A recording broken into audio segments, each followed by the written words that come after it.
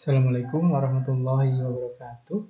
Gimana kabarnya teman-teman? Sudah pada mendaftar atau belum? Atau masih menanti sampai detik-detik terakhir? Nah, siapapun yang mendaftar pasti pengen sukses di tahap pendaftaran kali ini. Nah, bagi kalian yang ingin sukses tahap pendaftaran, ya simak sampai akhir. Nah, sebelum lanjut ya, jangan lupa untuk like dan subscribe. Dan kalau ada yang ditanyakan, silahkan komen di bawah. Tapi ya akan saya jawab semampu saya karena ini bukan channel official Kementerian Desa loh ya. Nah, untuk ada beberapa hal yang insya Allah bisa menunjang suksesnya di tahap pendaftaran. Yang pertama ini bagian yang sangat penting juga. Nah, silakan dibaca dengan lengkap petunjuknya. Nah, setelah buka webnya dibaca terlebih dahulu, dipelajari semua ketentuannya. Nah, yang penting lagi, apakah ada kuota di tempat teman-teman semua? Nah, kenapa? Karena nanti ya otomatis akan berhubungan ketika daftar. Karena tidak ada kuota, maka desa atau tempat yang kalian tuju pun tidak ada. Nah, karena banyak yang bertanya, tapi karena mereka belum baca secara lengkap, padahal sudah jelas di sana ya sudah tercantum. Nah, seperti cerita Mas siapa yang SPSW, nah dia ternyata di desanya tidak ada kuota pendaftaran karena memang kuota ini untuk desa yang ada dana desa, dan juga tidak semua dana desa ada dana desa karena sudah ada beberapa PLD-nya, ini hanya penambahan saja. Oke, itu ya untuk tahap pertama. Silahkan dibaca dengan lengkap petunjuknya, literasinya dikuatkan, jangan sampai sedikit-sedikit bertanya. Nah, dipelajari dulu baru mulai action.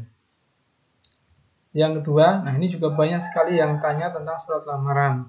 Ya wajar karena memang di web sendiri tidak ketentuannya kurang detail dan tidak ada nomor untuk bertanya, sehingga akhirnya bertanya di kolom komentar. Nah, untung saya ada teman sudah pernah lolos dan sudah saya konfirmasikan. Yang pertama, pastikan surat lamaran ini bagusnya diketik, ya, diketik kemudian di print, ditandatangani bermaterai.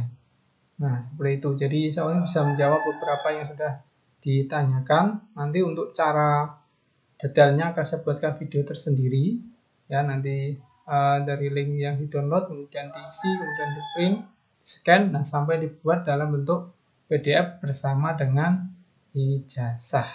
Nah, ada mungkin yang bertanya juga di surat lamaran, ijazah, dan juga ijazah boleh dilampiri pengalaman, silahkan selama filenya nanti tidak memberatkan. Kenapa? Karena kan hanya diminta 1 MB. Kalau yang sebelumnya memang dilampiri pengalaman kerja, tapi kalau yang saat ini sudah ada tempat untuk menuliskan. Tapi kalau mau dilampirkan silahkan.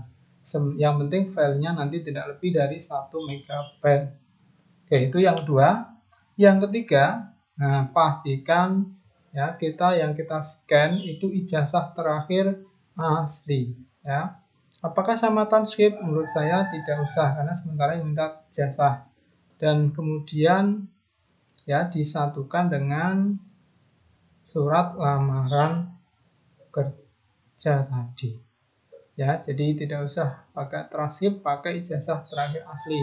Kalau mau dari SD silahkan saja kalau mau dipakai ya, itu lebih bagus. Tapi hanya yang diminta filenya 1 MB, nanti kan terlalu besar, teman-teman kesulitan sendiri untuk uploadnya, menjadi gagal. Dan kalaupun dikecilkan, khawatir gambarnya tidak jelas, juga akan bermasalah di tahap administrasi kali ini. Oke, itu yang ketiga, pastikan scan ijazah terakhir yang asli, bukan fotokopi. Kalau mau scan ijazah dari SD sampai yang terakhir boleh, selama nanti tidak menjadikan filenya terlalu besar. Sehingga yang ditanyakan ya saya rasa sudah terjawab ya. Nah, yang selanjutnya yaitu ini yang ketiga, lebih baik saran saya sesuai domisili. Nah, pertimbangannya sederhana saja kan, terkait nanti teman-teman ya pulang pergi ketika kerja. Kalau di domisilinya atau syukur-syukur satu lokasi dengan tempat tinggal, tentu biayanya lebih murah untuk biaya bensin pulang perginya. Ya, jadi apakah kemudian di sana juga sudah ditentukan, nah, diharapkan itu sesuai domisili. Kalau hanya mungkin antar kecamatan dan lokasi jarak tempuhnya juga dekat, tidak masalah. Ya. Tapi kalau sudah antar kota, menurut saya dipertimbangkan kembali. Nah, ya beda kecamatan tidak masalah di lapangan yang saya lihat beberapa PLD memang beda kecamatan, tapi lebih bagus kalau sesuai domisili. Karena apa? Karena ini terkait pengetahuan atau kondisi tempat nanti bekerjanya. Nah, kalau sedomisili diharapkan lebih mengetahui dibandingkan orang dari luar. Jadi benar-benar bisa dari kota mana saja, ya, yang penting lebih baik sesuai domisili. Kalau memang beda kecamatan boleh dicoba. Yang penting jarak tempuhnya jangan terlalu jauh agar tidak berat besok di ongkos pulang perginya, biaya operasional hariannya. Ya, selanjutnya yang perlu dipertimbangkan lagi, nah ini sebelum lanjut untuk mendaftar, nah, ada yang tanya, ya kontraknya berapa lama? Nah, setahu saya ya teman yang sudah jadi PLD itu kontraknya modelnya tahunan dan diperbaharui di akhir tahun nanti lanjut ke tahun berikutnya. Nah, ini juga menjadi pertimbangan kinerjanya bagaimana. Kalau bagus kemungkinan dilanjut. Kalau memang ada masalah yang krusial ya bisa jadi tidak dilanjutkan.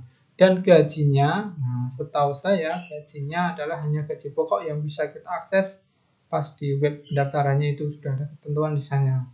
Jadi tidak ada tunjangan-tunjangan yang lain. Nah, itu juga. Tapi menurut saya nilainya juga sudah lumayan lah untuk tinggal di desa ya kalau memenuhi kebutuhan hidup. Kalau gaya hidup yang tidak pernah cukup. Selanjutnya ya. Nah, ini yang penting setelah berkasnya lengkap, nah, tidak ada salahnya kita memilih daftar di luar jam sibuk. Karena nanti efeknya bisa kesalahan sistem, tidak bisa upload dan lain-lain. Nah, bisa jadi kalau disempatkan di tengah malam. Syukur-syukur jangan di hari terakhir. Misalnya nanti malam belum hari terakhir, bisa dicoba. Karena kalau jam sibuk, ini efeknya banyak.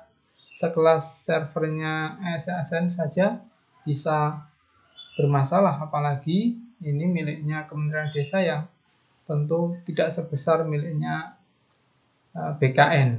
Jadi pastikan daftarnya di luar jam-jam sibuk agar tidak terjadi kesalahan sistem. Nah, yang terakhir ya, ini paling penting juga ya, diharapkan setelah kita berikhtiar dengan sungguh-sungguh untuk senantiasa berdoa agar di tahapan awal ini bisa teman-teman semua bisa sukses melewatinya dan nanti untuk bisa ikut di tahapan selanjutnya masih panjang. Ada tes tulis, ada wawancara yang mungkin akan kita bahas di video-video selanjutnya. Nah, hingga akhirnya di awal tahun 2022, nah, teman-teman sudah punya sebutan baru namanya bekerja sebagai pendamping lokal desa.